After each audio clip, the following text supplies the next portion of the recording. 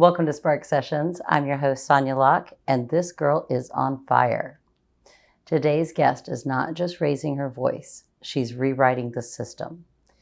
Emma Lembke is a digital wellness advocate, the founder of Log Off, and the co-founder of Design It For Us, a youth-led coalition calling for ethical design and regulation in tech. She's testified before the U.S. Senate and co-authored campaigns that have led to national legislation, and still sits at the table with policymakers and platform executives, all before the age of 23. She also recently earned a spot on Forbes 30 Under 30 for her groundbreaking digital advocacy. And she's proof you don't need a billion-dollar app to change the conversation. You just need the courage to speak up. Emma turned her personal story of compulsive scrolling, comparison, and digital exhaustion into a movement building a healthier internet for all.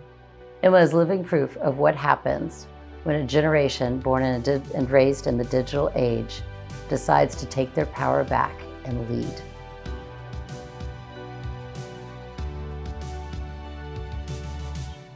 Emma, thank you so much for being here. I am just enamored and so proud of you. I cannot believe what all you have accomplished in such a short time, and like your fire that burns inside of you, and you're just like taking on the world, and like being here in New York, seeing now you taking on New York. I mean, like you're just truly amazing, truly, and I'm so blessed to have you here today. So congratulations and thank you for joining us. Cheers. Thank you for having me.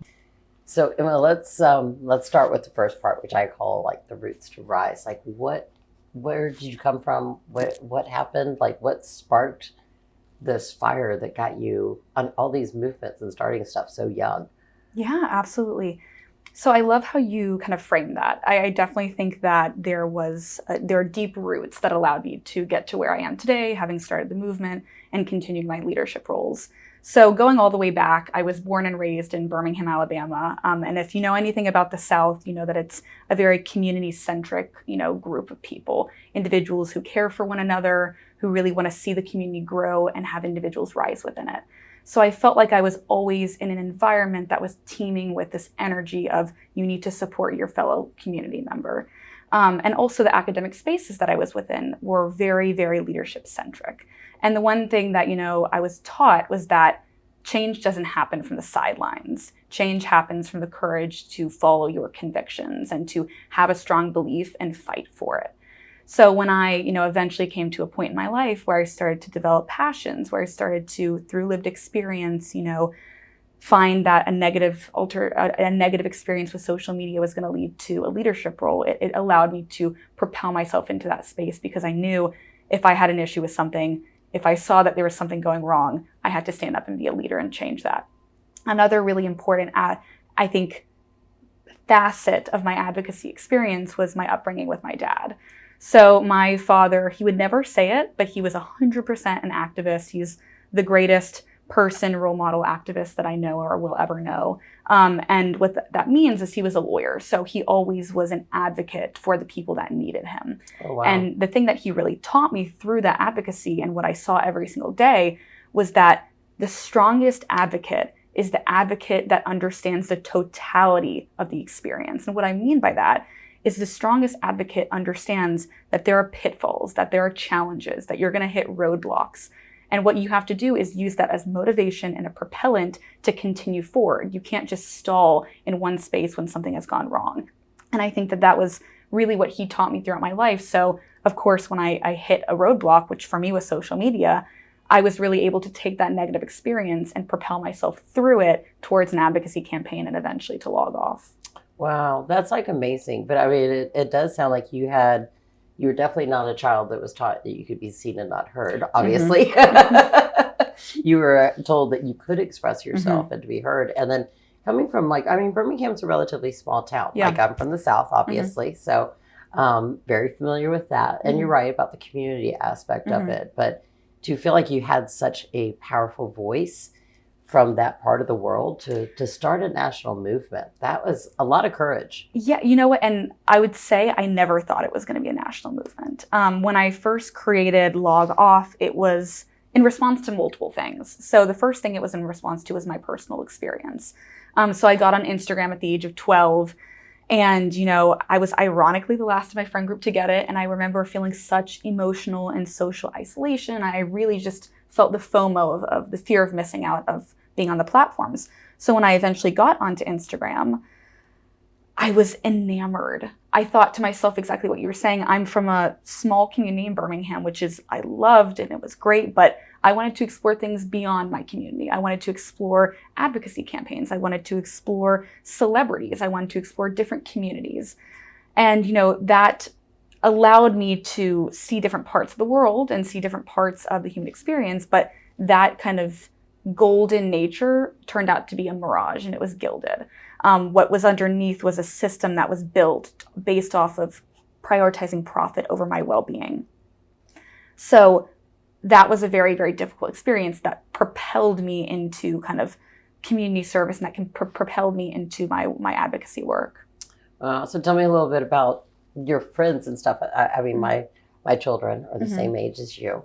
And I remember it was always that debate, like when they could have like a phone, when they could have the internet, and then like keeping them off of that. But I'm sure the rest of your peers were probably not in that space necessarily. What did you see that made you kind of like break outside of that and, I guess step away from seeing what they were going through to realize that you needed to do something about this? I had two experiences that were incredibly influential in my advocacy work and in getting me to a point where I realized that there was a massive issue. The first one was hanging out with my friends. So I love my friends dearly. The closest people in my life are still from Birmingham, Alabama. But as we got older and as people started to go on social media, every hangout became a photo shoot. Because it felt like, it sounds stupid, but it felt like it was pics or it didn't happen. You had to post online that you were popular. You were hanging out with people. You looked great. You edited your photos.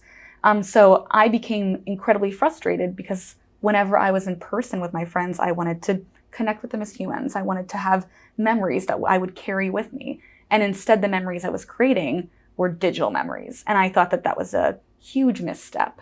The second thing that I think sits with me and has stayed with me for a lot longer is one day that I was in the DC airport, and I must have been probably 13, 14, or 15, and I was searching for a chair. I was just searching for a place to lay down. I was tired after a long day, and it was at the end of a terminal, so there were at least 300 people in all these different gates, and I looked around for a spot, and there were, one, no spots, but two, every single person, 300 people glued to their phones. I'm talking children, parents, grandparents, flight attendants. It was a very earth-shattering moment to me because I realized that at some point along the way, from when we created the iPhone, created social media, to today, we had done something terribly wrong. We had lost our humanity in the process because, decades earlier, you would have seen people talking. You would have seen people interacting. You would have seen a much more human-to-human engagement,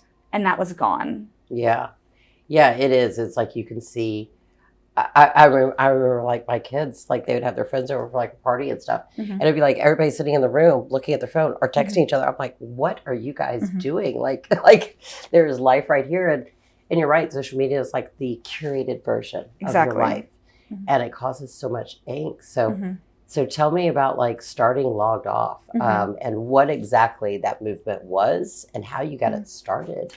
Yeah, so like I mentioned earlier when we were talking about, Birmingham being in that community but wanting to expand beyond it, never in a million years did I think Log Off was going to turn into a global movement. I had hopes and dreams, but I was very realistic in that. So when I started Log Off, it was in response to that 12-year-old girl who was struggling with her body image, who was quantifying her worth via likes and comments and followers, and who was just severely depressed and anxious scrolling all the time. So after I reached a breaking point in about the 9th grade, where the breaking point was that I heard a buzz of my phone, I had a Pavlovian response to grab for it. And between that buzz and the response to grab, I remember thinking to myself, how was it that I, someone who values leadership and control, was giving so much away to this one platform and to these apps? And that led to a sequence of research, from questions and queries of, is social media bad? To, how are algorithms interacting with young people to addict them? And through all of that research, I found that there was evidence that young people were struggling, that there was a mental health crisis that kind of came on right as the integration of cell phones and social media came. I found research that, was being conducted, but young people weren't in the conversation. And I thought that that was a monumental misstep and that there was a blue ocean there, because I thought young people have the capacity to be the experts in the space and to steer solutions because we understand the pitfalls better than anyone else because we lived through it. Right. So after kind of coming to that realization, I thought to myself, I have to create something. I didn't know what it was, but I had to create something. So I sat on the idea through 9th grade, through 10th grade, through 11th grade. And finally, I was in a program called the Myrie Ethical Leadership Center at my high school, which the question was, what are you going to do for your community that's going to positively impact it? That's all you had to do, and create some project off of it. And I remember thinking to myself, COVID just hit. I still have to do my project at senior year. I have this idea for a community of Gen Z leaders coming together and discussing change. Now is the moment. Now is the time where everyone's going to be online. I can connect with people via this beautiful network of social media, and I can make change. So I sat down at my computer. I made the website myself, made the Instagram, started to conduct, minimal outreach by going to the platforms themselves. Because I said, you have to go and reach the audience where they are, and they're on these platforms. So I was putting out cold calls and cold little paragraphs that were just like, hey, social media is an issue. If you're a young person and you feel that, join me. And I thought to myself, it would be wonderful if I could get, 20 Birmingham residents, maybe someone from Mississippi or Georgia, maybe I could expand through the southern states. And the third person who reached out to me was from the Philippines. Wow. And that was the moment for me where I realized that this was an issue that did not exist in isolation. It affected people around the globe. It had no geographic, racial, ethnic, gender boundaries. It was touching everyone's lives in unexpected and unimaginable ways. So it was from that moment that outreach really expanded, and we created a global presence to create solutions to a global issue. But that was such a pivotal time when COVID actually hit. Mm-hmm. That's in your senior year. And then also it's really unique because you had to have that global network to be able to reach all those other people, but then also give what social media is, right? And the powers. And we'll talk a lot about the algorithms. I don't think people understand how what you're seeing is what they want you to see. 100%. And we all know our phones listen to us. It's just crazy. It's you could just have a brief conversation, and then all of a sudden, I'm now probably going to have everything about somebody from the Philippines because we're having this conversation. Yeah. But so with that, how did you make that to where you're using the platform, but then using it in a positive way and preaching what that is, and speaking to people from different cultures, right? That still have the same problem and that same unique need of understanding. Exactly. So one of the things, or one of the questions that we always received was, oh, so you're named Log Off. You want us to just totally get off social media. That's ridiculous and that's unrealistic. The genie's out of the bottle. We're not going to go back to an age where social media didn't exist. And I always said, yes, I actually totally agree with you. Log Off is not anti-social media.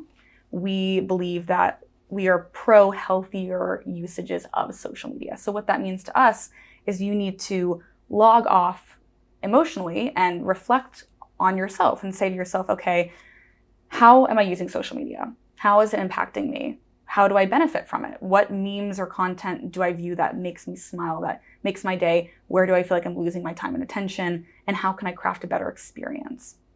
So that's kind of how we justified using the platforms, because we said, we are here so that we can help you build a better relationship on Instagram, on TikTok, on Snapchat. We're not here to say completely get off. If that works for you and you need a digital detox, totally fine. But that's not going to work for everyone.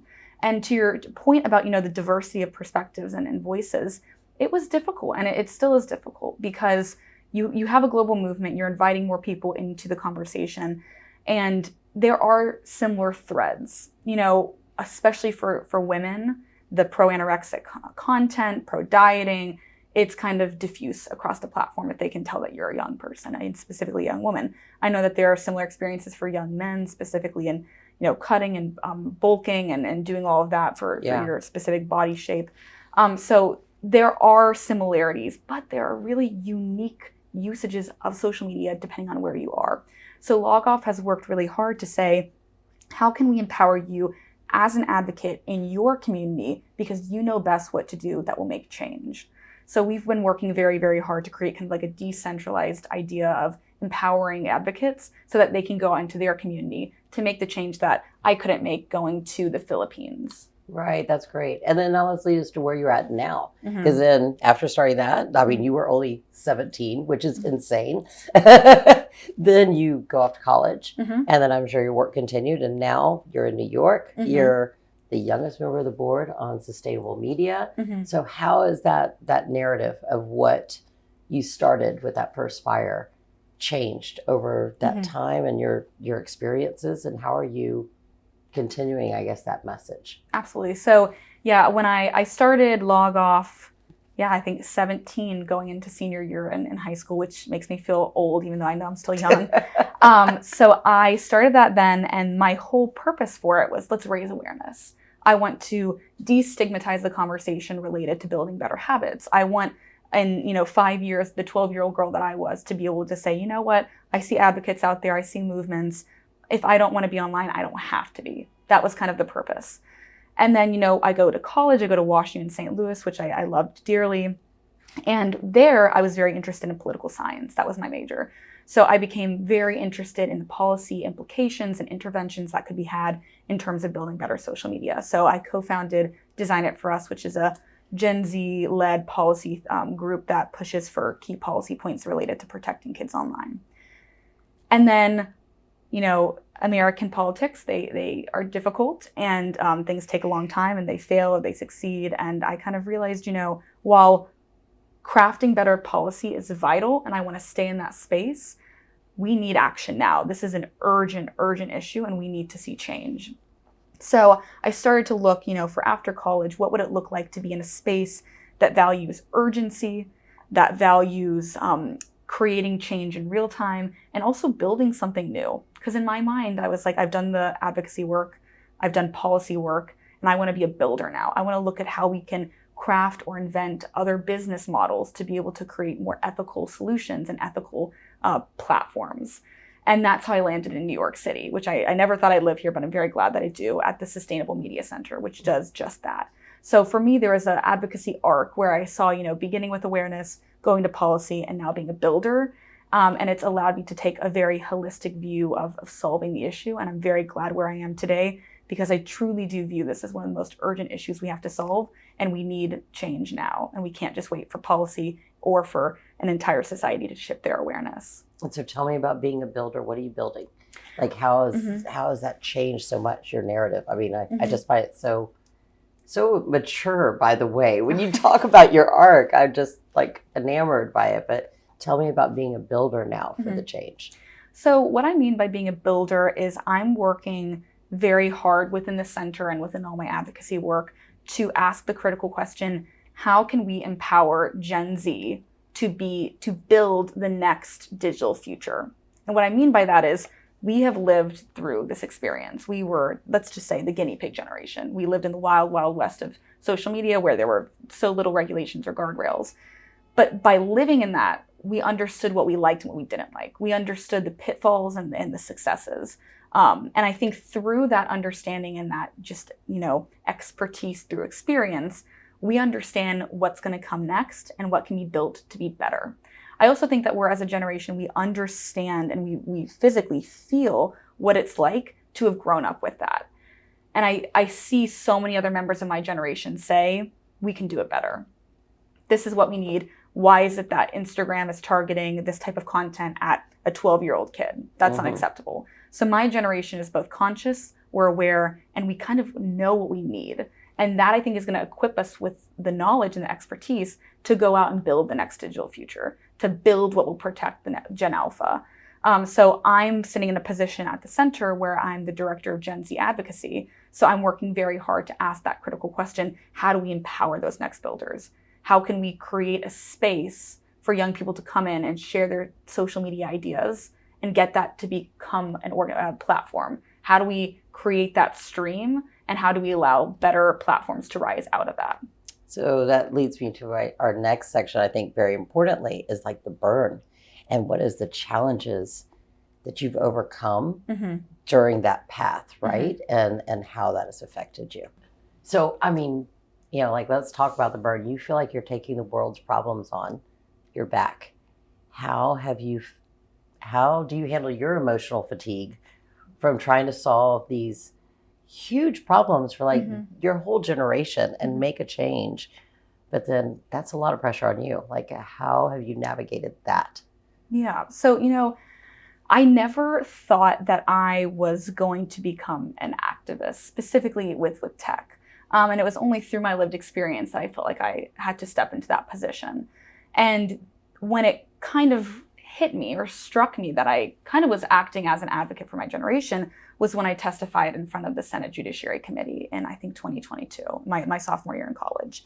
And I remember going up to the table, very clearly being the youngest at the table, and, raising my hand to take my oath. And I thought to myself, wow, this is what I'm doing for my generation. This is necessary. Oh my gosh, that's so serious. I mean, like, I'm scared for you right now, and I wasn't even there. And it's like, I'm like, oh my God, I cannot imagine.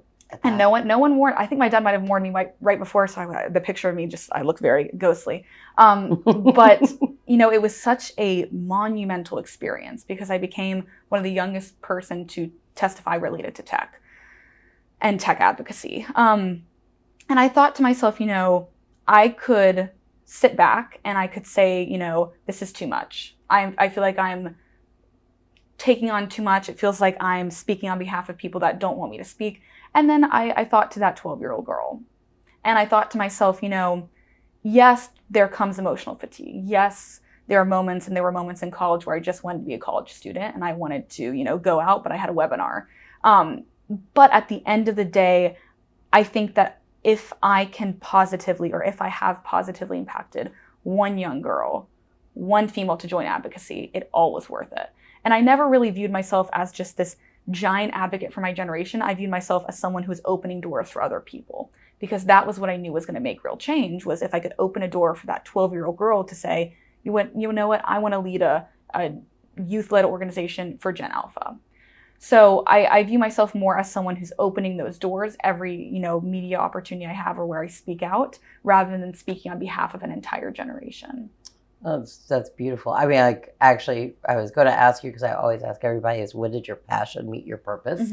But I think that kind of blends with that, is like, you had to have that purpose that you understood where you were to continue through that. I mean, that was very scary. Yeah. And, I think that's such a great question, because I think I realized that my passion, that my purpose, when I realized I wasn't acting in isolation, that this was an issue that wasn't just unique to me, it's systemic. Yeah. And I realized that to be able to solve this type of systemic issue, you need to, one, speak out, and two, open up a movement to as many people as possible to tell their stories, to speak for change, and to really be involved and active members of that change, to be, sitting at the table for policy solutions and beyond. And I'm sure, being as young as you were, and being a woman, and being from the South, actually, that's a whole other thing. You got three different things going against you. How did you overcome being, I'm sure, underestimated or marginalized or, made to feel small? Like, I'm sure you got that, especially going against social media. I can't imagine what kind of stuff you get on your comments sometimes. Yes. So one mentor of mine told me very, very early on, when I was creating Log Off and doing all of this, is she said, are you willing to take this on? Are you willing to be made fun of, to be underestimated? She said to me point blank, you're a woman in the South and you're 17 years old. Are you ready? Wow. And I remember thinking to myself, she was so intelligent to tell me that, but I was like, what are you talking about? This isn't going to go that big. This is like, I'm just working in isolation. Like this might grow to, again, a few people in Birmingham. And she was completely right. She was warning me and foreboding that, there was going to be struggles down the line.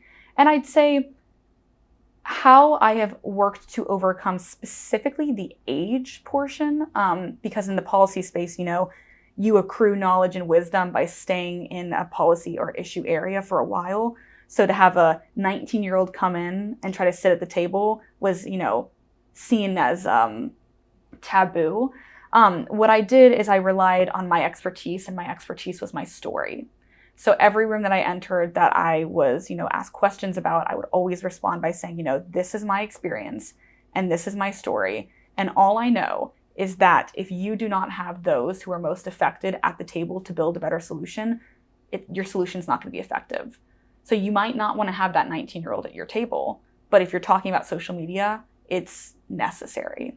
And that resonated and worked pretty well. But I continue to, get quips and comments about being a woman, specifically being a woman from the South and my age. And I just learned to kind of work through it and know that my hard work and expertise will speak for itself. And I think it's a great message for everybody else, like going through the burdens and the challenges. And when you're trying to make something with as big a purpose as you are, you have to just kind of command your seat at the table. It's like, they're not going to invite you. You just go take a seat and wait for them to kick you out, Absolutely. But no, that's brilliant. That's brilliant. I mean, there's so many things that I'd love to get in with you, because it's like you just have so much courage at such a young age. And like I said, you're making change with, talk about people like 20, 40, 50 years older than you.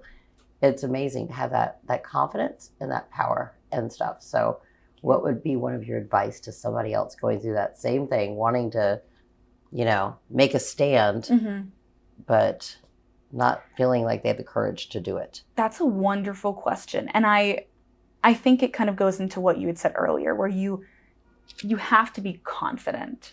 When you are starting a movement, or you are, wanting to see real change in an issue area, I give two kind of pieces of advice. One of my best friends from college said to me, like, first day that I met her, who are the knights at your round table? And I thought, like, what on earth are you saying? But it was such a beautiful image of saying, who are the people that you're going to go to when you need help or you need advice, that will go into war with you? And that's powerful. A lot of what I've done for my short career thus far has been building those people at the table. Who can I go to for advice on building a business, an organization, policy areas, just general mentorship? So I'd say, work to build that table for yourself. The second thing I'd say is confidence is great, but it's super important to know your room. Yeah. So it's very important, specifically as a young woman in the South, I realized that if I walked into a policy meeting with an Alabama senator, me being a confident young woman and coming in full steam was not going to work. So what I realized is you have to blend confidence with realism. So going into rooms, you kind of have to try to meet people where they're at and push them. So it's a balance. And I think it's an intergenerational balance specifically that you have to really work on. But once you kind of get into the habit of, contemplating the room you're going into, understanding what's going to work and what is not going to work, you'll see more success down the line if you're, rather than just, steamrolling. Bulldozing it. Yes. Like really adapting Yes. to your environment. That's brilliant. That's brilliant. So let's talk a little bit. We've had so many great conversations, and like I said, I am just amazed by you. But let's look at some of the statistics as we talk about it. So 95% of teens have smartphones now, right? 95, probably more than that. I don't think I've ever seen a teen without one now in this generation. And nearly 50% are online constantly. But yet 46% of high school girls feel persistently sad and hopeless, right? And this statistic kills me. 1 in 3 have seriously considered suicide. And suicide rates, I know they've tripled. Like I said, I have 2 children your age, and both of them I can count like 5 to 10 people that they are close to or know that have committed suicide. And it's scary. It's like I've never seen that. And the U.S. Surgeon General calls social media the top driver of youth mental health. Almost you need to put a label on Instagram saying this is harmful for your health. So I guess the burning question is how can your generation fix this issue? You're born inside this algorithm. As you said, Like now we look at it now, everyone has it. Mm-hmm. How do we change that narrative? How do we build something different that fixes this problem? Or can we? We can. It's doable, but it's really difficult. I think there are multiple different avenues. And when you work in the tech advocacy space for, 5+ years, which I have, you learn that there are different streams of change. You can go and try to get phones out of schools. That's a stream of change. You can be a parent and work on, parental advice and improving relationships with your teen, which I think is very vital. You can go the policy route, which is very important. How can we create safety by design, by regulating? I think that we're in a current ecosystem where there's a huge onus put on the user to build a better relationship. I don't think that's right, but that's where we are. So I'd say to someone who is struggling with social media, who wants to build a better relationship, you need to, I'll say it, log off. You need to take a step back and be reflective and ask yourself critical questions. And I call it like the 5-minute power scroll. Scroll through the app you use the most and say, on each photo, am I benefiting from this? Do I like this? Do I like this person? It's very reflective. Do I like how this algorithm is working? How many followers do I have? Do I like all my followers?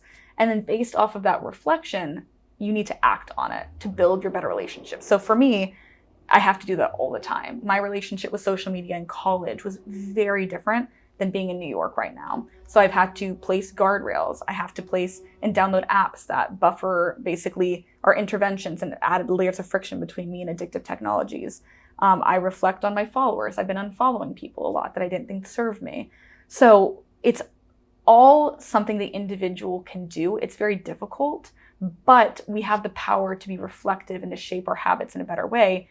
And while we're doing that, we can also rely on other streams for change. Like I said, regulation, getting phones out of schools, et cetera, et cetera. So I think this is we have to collectively act together in many different ways. So there's no silver bullet, but one thing you can do today as an individual is reflect on your own usage and actually act based off of that reflection.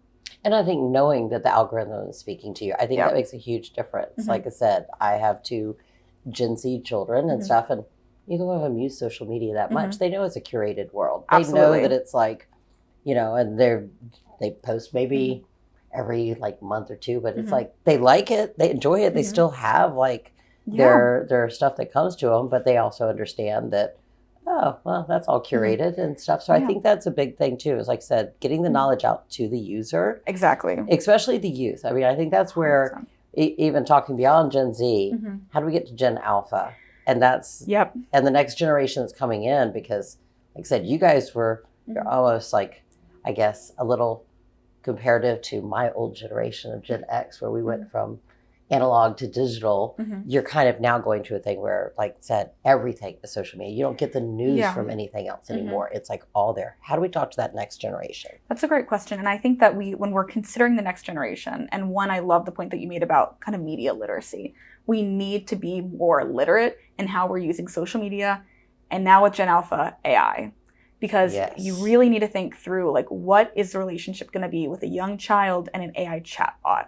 Because that's something that we're having to look at, because there have been incidents already, horrifically and sadly, of kids passing based off of their conversations with AI chatbots. Really? Yes. So one, again, that's another stream where we have to look at regulation and say, how can we force these companies to consider young people when they're designing and training these models? But then also we have to say to ourselves exactly what you were saying. How do we get in these educational spaces, or how does a parent teach their child, this is all fake? When you're talking to a chatbot, this is not your friend. They're trained off of this type of data and this material, which has a bias. So I think it's really on the, not just individual, but it's on the school system. It's on the government. It's on these platforms to educate the users on what they're consuming. Because to your point, I can't imagine, I grew up, on Instagram, but I can't imagine at 12 years old having ChatGPT in your back pocket when you're writing a paper for school. Oh, yeah. So it's a completely different experience, but one that we have to continue to look at how we can make safer for those young children. Well, and I think that, like, when I went to the Time Summit here in New York a couple of months ago, that was also an important consideration when we talk about ethics and AI, right? Is it's a global issue, because even if you regulate things here, that doesn't stop the rest of the world from doing what they are. So what do you feel like that we're going to have to do to get that message out, to make change and have a regulation for AI and this tech that's coming at us? Because it's scary. I mean, it's really scary. It's really scary. And you know what? I think, call me optimistic, call me techno-optimistic, but I think people are beginning to understand better than they ever have. Because I think what you're seeing is you're seeing more people use AI, you're seeing more people go online, but you're also seeing the harm still happening. You're seeing that there's still this highlight reel, that you're getting misinformation from AI, because that's one thing a lot of people don't really understand is you can type in an essay and say, like, write an essay on Moby Dick, and the AI can hallucinate and make up these scenarios or quotes that never existed. So I think that you're hearing more of these stories, and I think that the societal consciousness is growing about the harms. Yeah. Because every person I've talked to about this, I was joking, I was at a party this weekend, and we were at this dinner party, and a good friend of mine looked at me and he goes, "Emma, I'm seriously worried about AI. Like, I'm genuinely worried." This is someone who never has talked to me about my work. So I think that we're getting to a point where people are just beginning to understand it, and that's propelling a lot of legislation, or propelling the need for legislation. So I think it's important for organizations like Log Off, the Sustainable Media Center, other organizations, to continue to light that fire so people don't forget that this is an issue that's not going to go away. It's important to raise awareness so that awareness can catalyze change, whether that's regulation or whether that's on the side of the platforms. So with, all of this knowledge and experience, you're right, but what would an ethical platform actually look like? And what are you doing to make that change? So that is a great question, and one that I'm currently investigating with the Sustainable Media Center. So they have a project, an initiative called Activate Media.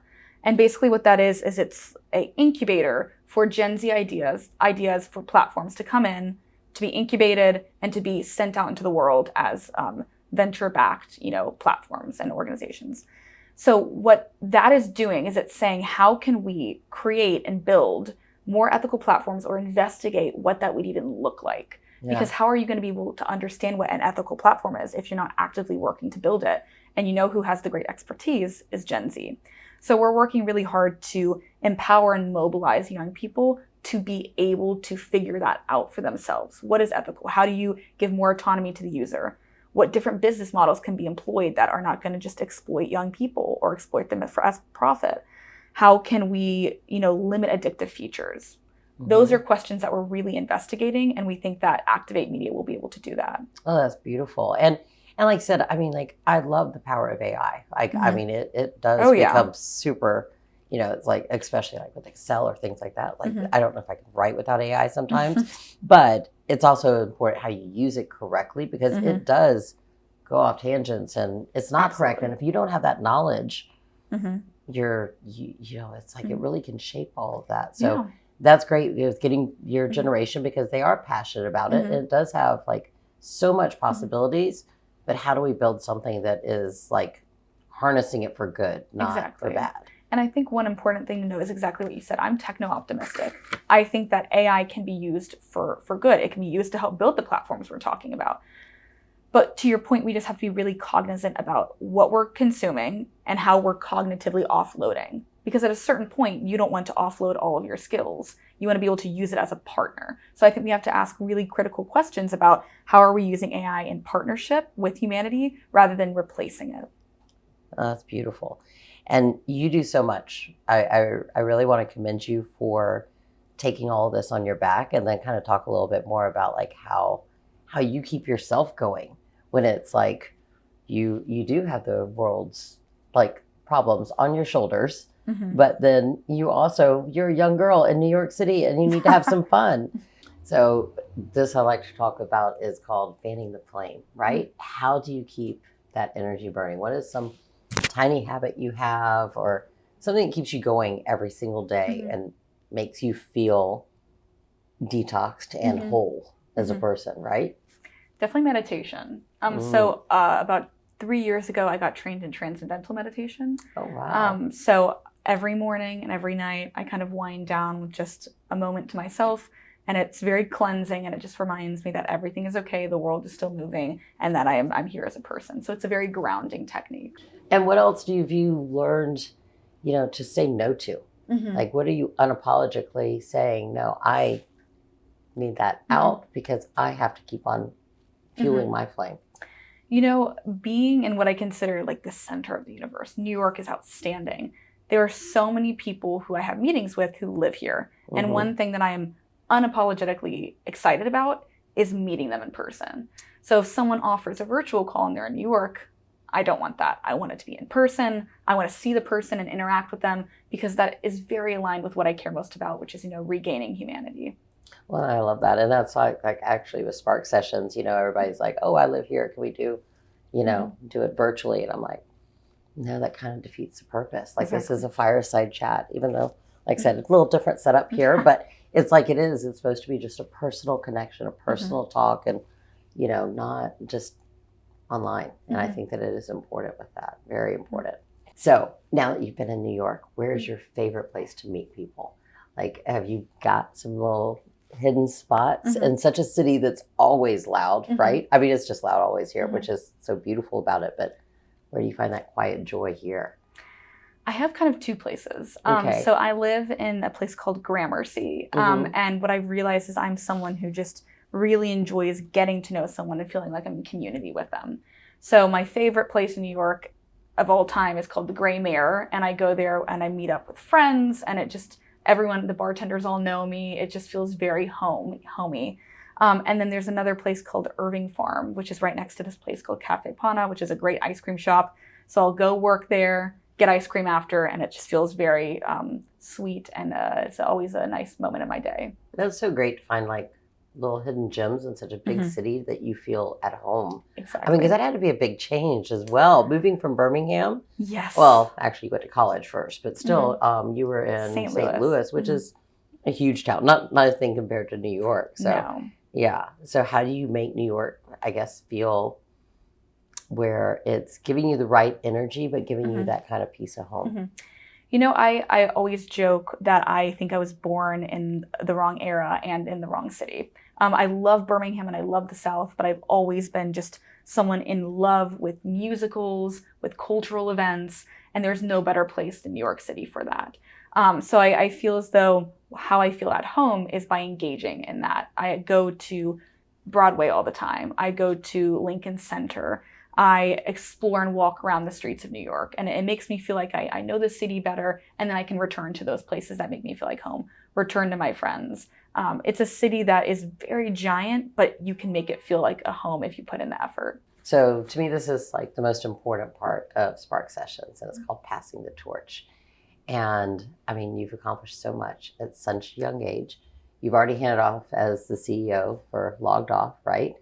But what does legacy really mean to you? Where do you see your legacy 10 years from now? Where do you see your building for that next generation? I mean, I think that your purpose is you are building for a generation, but what's that really mean to Emma? That's a wonderful question, and one that I've really percolated and sat on for a while. So, in 10 years, I'll have a dual degree in MBA and MPP. I'll work to use my experience and my education to continue to be a radical change maker. But for me, like I had said earlier, what really matters to me the most is being the woman to open the door. Because I think that one of the things that I care most about and that I've been told is one huge activist who entered the space pulled me aside and she said to me, "You understand that the reason I got into this is because I watched your testimony." And I remember being so taken aback by that. And I thought to myself, that's my legacy. That is my legacy, is allowing more women to see that they can get into not only the tech space, but advocacy spaces, be heard, be confident, and make change. That is beautiful. And I mean, as mentors, like a lot of people talk about mentorship, but I think it can come from the younger generation. It doesn't have to come from somebody older than you. Like, how do you feel like, have you mentored people older than you yet? Or have you thought about that and how you can mentor them for this change and this advocacy, especially in the tech space, right? They need that. Yeah, it's interesting. I remember the first time a young person reached out to me. They said, I really want to create this movement. Can you help me? And I remember thinking to myself too, I'm like, I'm 22 years old. Like, how much can I help? And then I took a step back and I realized, no, that's exactly what I did. I can provide assistance and walk someone through the same journey I went through, but try to help them avoid as many blips. So I've mentored younger people who have started orgs or who are starting them right now. And it's incredibly fulfilling because it also is a way for me to see all of the hard work that I put in, all of the pitfalls that I faced weren't for nothing. They are teaching me continuously and teaching others in the process. So what's the one thing you would go back to younger Emma a couple of years ago and say, as far as an advice that you would give? I'd say what I said earlier to you. I'd say to that 17-year-old who launched the movement, build your allies, build those knights. Don't be afraid to reach out and seek mentorship. Don't be afraid to reach out and ask for help, because there is such humility in acknowledging what you don't know, but understanding what you can know. So I think for me, I'd say that I would be more direct and be more open in terms of building that network and really understanding, who you can bring into the space to help you. I love the Knights thing. I think that to me is one of the most powerful. I always say, like, it takes a village, and like with me, with like my company and all that, it's always depending on who I've surrounded myself with and giving them the power. That's the other thing, is like when you talk about Knights, you're all together. Exactly. Right? And building that together. That's beautiful. So thank you. I mean, you're quite literally passing the torch, I think, every day and inspiring others. And I really, you are building a legacy that is just going to be unmatched, I think. And it's so inspiring to see you just continuing passing the torch. But now it's time for fun time. Okay. So we're going to do the fire round next. All right. These are super, super simple questions. First thing that comes to your mind, and don't overthink. All right. Ready? Morning person or night owl? Morning person. Oh, go-to morning or bedtime ritual? Daily affirmations in that afternoon. Oh, what's an affirmation? Just, you are powerful and people do not know it. I love that. Okay, comfort food. Spaghetti and meatballs. Very good. Favorite movie or book? Favorite book is Great Expectations, and favorite movie is La La Land. Oh, I love those. What Gen Z quality do you think the world underestimates? Our work ethic. I think that oftentimes we're viewed as lazy, but I think that we just put in boundaries. But for things we care deeply about, we work deeply to provide assistance. I totally agree with that. Like I did a whole, like I said, I love your generation. I'm a little biased because I have kids with that, but I think that they have great work ethic. They just need purpose. Exactly. Right? Yeah. And do you have a hidden talent? Yeah, I actually do a lot of musical theater and I sing. Oh, that sounds wonderful. So maybe you'll be on Broadway soon? I hope so. Current guilty pleasure? Watching the show The Summer I Turned Pretty, that very popular teen romance show. So many people, their guilty pleasure is always like a show, Yep. And then finally, best dinner party guest, like your dream, living or deceased. Who would you love to have a dinner party with? Definitely Oprah. That would be good. I'm sure she'll reach out to you Yeah. soon. All right, so final question that we ask all of our guests is, what is your one truth? What is your spark that keeps you going every day? My spark is actually a quote that I have plastered everywhere that has gotten me through mental health struggles, advocacy struggles, and it is by Charles Bukowski, and it's just, it is a beautiful fight, still is. Very simple, and has led me and leads me through my life. It is. I mean, that's where it's like, it is beautiful when you realize that life's never easy. Nope. It's about like the journey and who you become from going through all of it. That's beautiful. That's beautiful.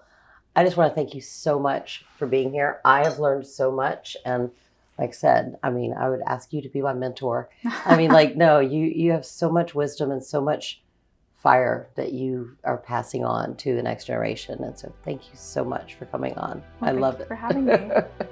Thanks for joining Spark Sessions. Until next time, keep the fire burning.